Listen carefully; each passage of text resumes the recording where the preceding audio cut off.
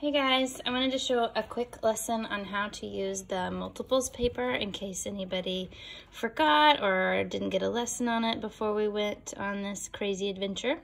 So the multiples paper, first thing you want to do is grab a couple of colored pencils and you want to choose one number to start with.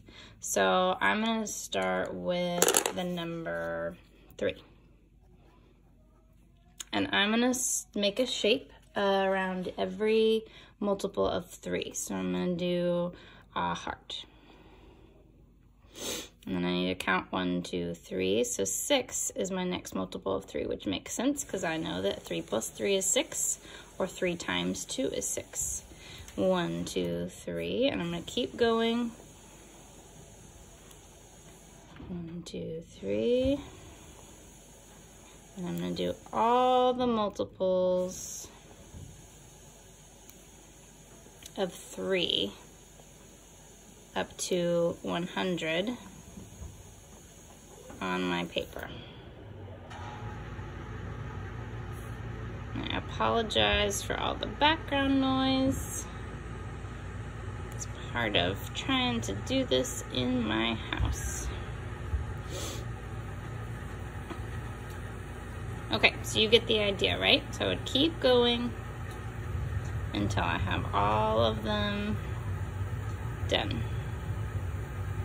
You might start to see some patterns, and I would keep going until the whole thing was filled in. Now, you can just do one number per page for each multiple sheet that you have. Or, some of you, I showed how to do 2 numbers per page, and if you want to, you can do that as well.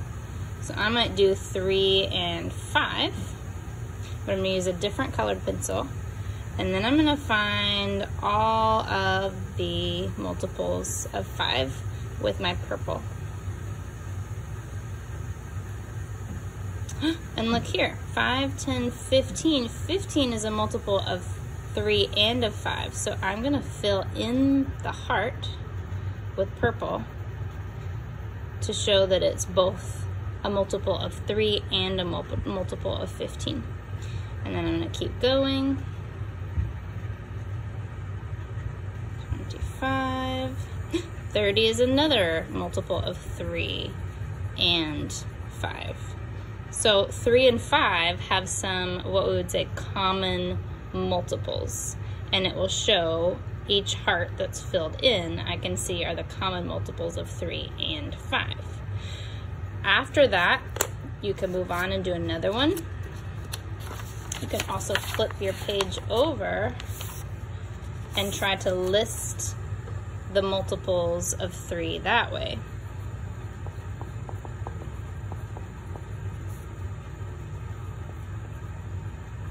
So I could say 3, 6, 9, 12, 15, and I could keep going. If I needed help, I could go back on my sheet and see which one came after 15. Oh yeah, it was 18, 21, 24, and I could keep going.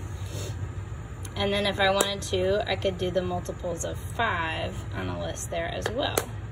Okay, and thinking about that, anybody who hasn't done their table A and wasn't sure how to use it, it kind of works the same way. But this way it's listed as multiplication. So you may not even know that you've already been doing multiplication, but that is what you're doing when you're thinking of a multiple. So if I was doing the multiples of 2, I would take 1, 2, and that would just be 2 times 1 equals 2. If I took 2 twice, it would be 4. And so I'm counting by 2s all the way down this column, or I'm multiplying by 2s. If you're still not sure how to do that, you could find something that you have at your house. I got some Legos the other day. These are all in 2s. So I could say 1, 2. And then I need 2 of them for 2 times 2. 1, 2, 3, 4.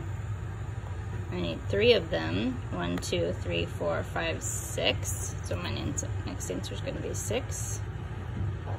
1, 2, 3, 4, 5, 6, 7, 8.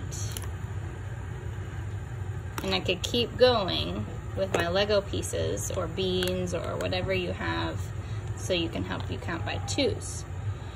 Now I showed somebody the other day on a video chat that some of you had given a lesson on the commutative law, where we show that if I take 2 3 times, that answer is 6. 1, 2, 3, 4, 5, 6. But if I take,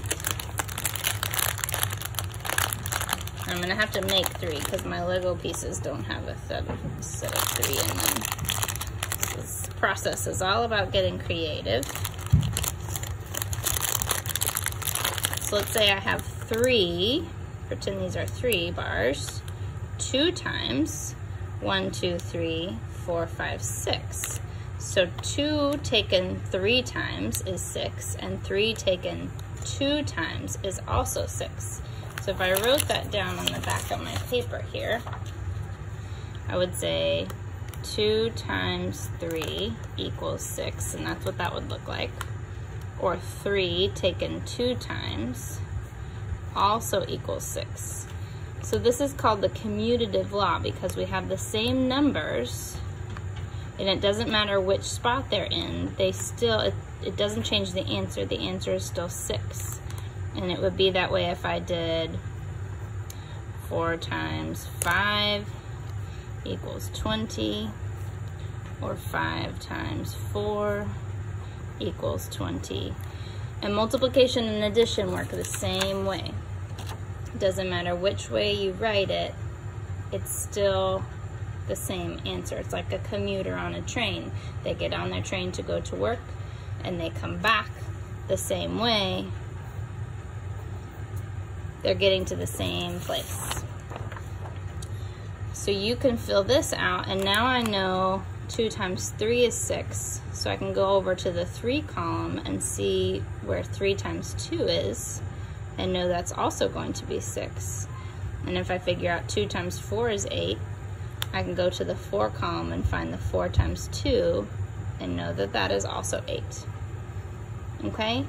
So there's just a few little tricks to filling out your table A, and which then goes into table B.